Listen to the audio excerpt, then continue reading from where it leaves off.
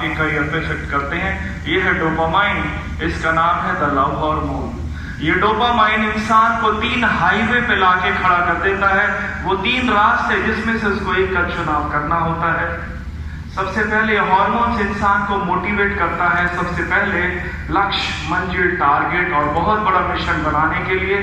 Career में जो वो बनना चाहे डोपामाइन के बगैर नहीं बन सकता। करियर में जो आग, जो ऊर्जा देनी होती है, जो बहुत बड़ा मिशन उसको पूरा करना होता है, ये डोपामाइन ही है जो उस इंसान को टॉपर और रैंकर करवा देता है। बहुत सारे बच्चे अपने करियर को नहीं समझते।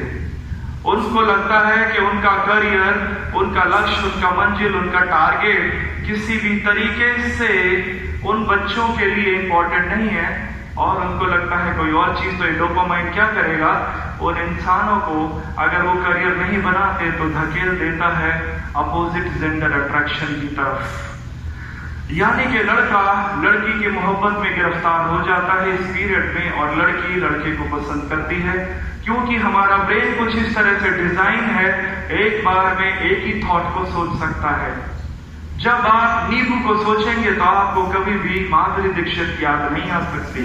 ब्रेन हमेशा एक बार में एक थॉट पे चलता है। अगर लगातार रिपीटेड आप एक ही थॉट में 24 आवर्स रहते हैं तो खास तरह के चेंजेस आपके ब्रेन में होते हैं।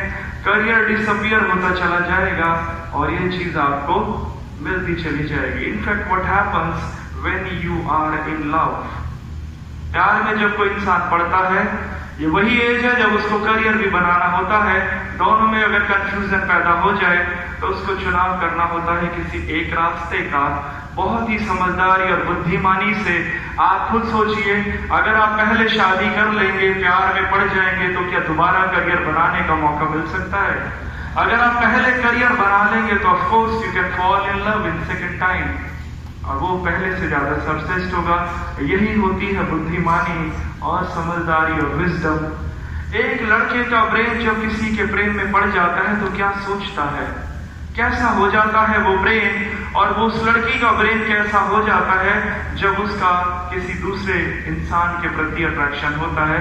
Try to understand. लड़का कभी भी अगर किसी लड़की की तरफ अट्रैक्ट होता है, चाहे वो किसी भी देश का हो, चाहे हिंदुस्तान का हो, कनाडा, पाकिस्तान, श्रीलंका, बर्मा या फिर ऑस्ट्रेलिया का, लड़का हमेशा एक ही चीज सोचता है अपने दिमाग में और वो होता है लड़की का शरीर, द बॉडी, दैट्स इट।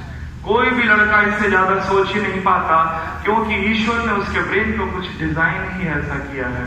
उस वक्त वो फोन मूवी देखता है, अश्लील किताबें देखता है जिसमें होते हैं लड़कियों के नैकेड बॉडीज और विकीरियस एंजॉयमेंट से उसका ब्रेन भर जाता है। इसके अलावा वो कुछ नहीं कर सकता।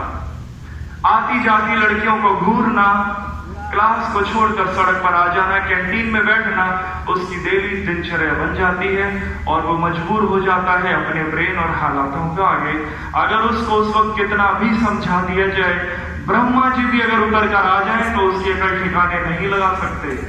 एक ही इंसान है, केवल एक जो उसको समझा सकता है और वो है वो खुद। अगर वो समझना चाहे तो ट्रांसफॉर्म होने में 5 मिनट से ज्यादा नहीं लगते, ओनली 5 मिनट्स। कोई लेक्चर, कोई अकल उस पर काम नहीं कर सकती। उस दौरान वो हर किसी को स्टूपिड और मूर्ख समझने लगता है और उसको लगता है दुनिया का सबसे ज्यादा इंटेलिजेंट वही है। ऐसा होता है लड़कों का ब्रेन। इनफैक्ट लड़कियों का ब्रेन जब किसी के प्रेम में पड़ता है तो वो कैसा सोचता है। लड़कियों का ब्रेन कभी भी अगर किसी के अट्रैक्शन में आ जाए तो लड़की का ब्रेन कभी भी बॉडी को इमेजिन नहीं करता। लड़की का ब्रेन हमेशा लड़के की उपलब्धियों और उसकी अचीवमेंट को ही सोचता रहता है, केवल अचीवमेंट्स और उपलब्धियां। इसीलिए ब्रह्मा जी ने, ईश्वर ने लड़कियों का ब्रेन कुछ ऐसे डिजाइन किया है कि कोई भी लड़की किसी लूजर को, हारे हुए इंसान को और देवदास को ना तो लाइक करती है और ना ही एक्सेप्ट कर पाती है। उसकी बॉडी की एनाटॉमी कुछ ऐसे डिजाइन है कि उसको चाहिए योद्धा, जिद्दी, बहादुर और एक जीता हुआ इंसान जिसने कुछ हासिल किया हो अपनी लाइफ में, कुछ बन के दिखाया हो। अगर ऐसा हो जाए तो वो लड़की विदाउट एनी कंडीशन सरेंडर हो जाती है। इनफैक्ट थोड़ा स्टडी को और आगे बढ़ाते हैं तो देखेंगे कि लड़कों का ब्रेन लड़कियों के ब्रेन के कंपैरिजन में मासूम होता है, इनोसेंट होता है। लड़कों का ब्रेन सचमुच में इनोसेंट होता है और लड़कियों का ब्रेन चालाक होता है, शार्प होता है। इसीलिए कोई भी लड़की अगर चाहे तो किसी लड़के को 5 मिनट में उल्लू बना सकती है। अगर चाहे तो इंसान डिपेंड करता है वो लड़का क्या बनना पसंद करेगा। यस, कोई भी लड़का उल्लू बन सकता है क्योंकि वो इनोसेंट है, मासूम है। इसीलिए आपको एडवाइस दी जाती है का हमारे यहाँ पर उल्लुओं की संख्या बहुत ज्यादा है, कृपया इंसान बनाने पे फोकस कीजिए क्योंकि लड़के सचमुच में मासूम होते हैं, बहुत सारी मुसीबतों को जूझते हुए यहाँ पर आते हैं। So let's continue and understand कि अगर आपको प्रेम भी नहीं मिलता तो क्या होता है। उस वक्त अगर कोई इंसान प्रेम में रिजेक्ट हो जाए तो उसकी बॉडी में के फैक्टर इम्बैलेंस होना शुरू होता है। अगर के फैक्टर इम्बैलेंस हुआ तो क्या होगा, उस वक्त आपका शरीर सोडियम से लोडेड हो जाएगा, पोटेशियम की कमी होगी जिसकी वजह से कंसंट्रेशन और फोकस फिनिश हो जाएगा, यानी आपका पढ़ाई में मन नहीं लगेगा। 5 मिनट तक बुक खुली रहेगी, ब्रेन पढ़ाई करेगा ना, आफ्टर 5 मिनट्स आपका ब्रेन फ्यूचर और पास्ट में चला जाएगा। उसके बाद आप जबरदस्ती पढ़ाई करेंगे, फिर फ्यूचर और पास्ट, और ऐसा चलता रहेगा 1 घंटे में मुश्किल से 5 से 10 मिनट की क्वालिटी स्टडी, क्योंकि आपकी बॉडी के अंदर हाई सोडियम है, क्योंकि आपने एक ऐसा भोजन करना शुरू कर दिया है जिसके अंदर केवल सोडियम होता है और कुछ भी नहीं। ये देखिए, ये है मैन मेड फूड जिसके अंदर सोडियम की क्वांटिटी आप देख सकते हैं, और जो गॉड मेड होता है टमाटो, कुकुम्बर, लेटस, एप्पल, बनाना, ऑरेंज, इसके अंदर देखिए सोडियम कितना है, जितना शरीर को चाहिए बस उतना ही। तो आप सोचिए कि आपको क्या करना चाहिए। Again choices in your hand, आप पर कोई अपना फैसला नहीं थोपेगा। इसलिए बड़ा करियर बनाने वाले लोग हमेशा कुछ महीनों के लिए जंक फूड से संन्यास ले लेते हैं, चाहे वो कितना ही स्वादिष्ट क्यों ना हो, वो उसको कुछ महीनों के लिए खाना बिल्कुल बंद कर देते हैं। करियर बनने के बाद चाहे तो आप उसको फिर से शुरू कर सकते हैं। अगला है phenylethylamine. This is confidence building hormone. ये आपको युद्ध लड़ने के लिए या फिर अपनी पढ़ाई में बहुत ज्यादा आगे बढ़ने के लिए जो कॉन्फिडेंस चाहिए ये मिलता है, और ये तब मिलता है जब होता है हमारे शरीर में फेनिलएथाइलोमाइन खून के अंदर मिला हुआ। पिट्यूटरी ग्लैंड से जब ये हार्मोन्स निकलता है तो कोई भी इंसान आग के दरिया को भी पार कर सकता है। ये वो बच्चे हैं जिन पर एक्सपेरिमेंट किए गए फेनिलएथाइलोमाइन के, और उन्होंने साबित कर दिया कि फिर डर नाम की कोई चीज नहीं होती। इसीलिए जब भी किसी इंसान को कोई मुसीबत या डर समझ में आता है, उसका शरीर से अगर ये नहीं है तो वापस चला जाएगा। सवाल ये है ये बनता कैसे है, और रोज रोज हम कॉन्फिडेंस को कैसे महसूस कर सकते हैं। क्या आप मुझे बता सकते हैं हमारा हृदय 1 मिनट में कितनी बार धड़कता है? 72 beats per minute.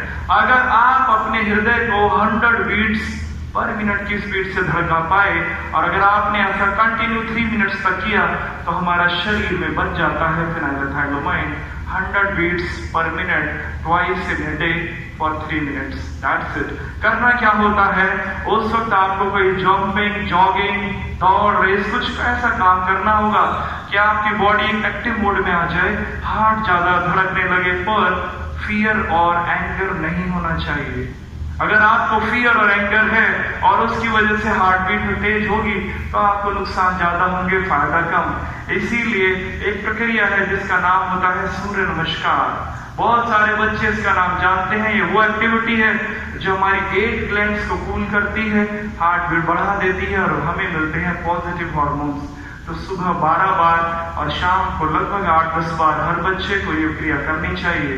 This is endorphin, इसको कहते हैं रिकवरी हार्मोन्स। जब भी कभी आपका शरीर में दर्द होता है, सिर में, टांग में, कमर में, उसके लिए कोई दवा लेने की जरूरत नहीं है। बहुत मेहनत करने के बाद अक्सर शरीर में दर्द होना पॉसिबल है, तब यही हार्मोन्स आपको वो रिकवरी देता है। जब आप फिजिकल और मेंटल हार्डवर्किंग से शरीर में दर्द होता है, तो कुछ टाइम के बाद अगर आप एक गिलास गर्म पानी पीते हैं और थोड़े शांत हो जाते हैं, तो आपका शरीर बिल्कुल ठीक हो सकता है। दिस इज एंड्रोलिन, और ये वो हार्मोन है जो हमें फ्लाइट और फाइट मैकेनिज्म में डालता है।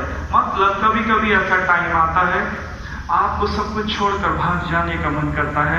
यू फील कि अब ये गिव अप करने का टाइम है, मुझसे नहीं होगा, ये मुश्किल है, मैं किस मुसीबत में फंस गई, फेल हो गई, नंबर कम आए, अब मैं अगले साल ट्राई नहीं करूंगी। तब यही हार्मोन्स आपको बताता है कि युद्ध करना है या वापस चले जाना है।